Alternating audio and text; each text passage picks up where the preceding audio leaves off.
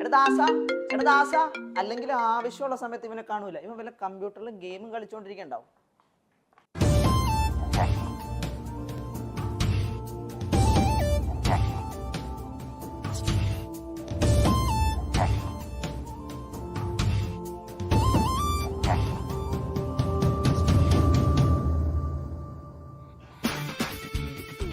ദാസനല്ല, Sagar Elias Jackie.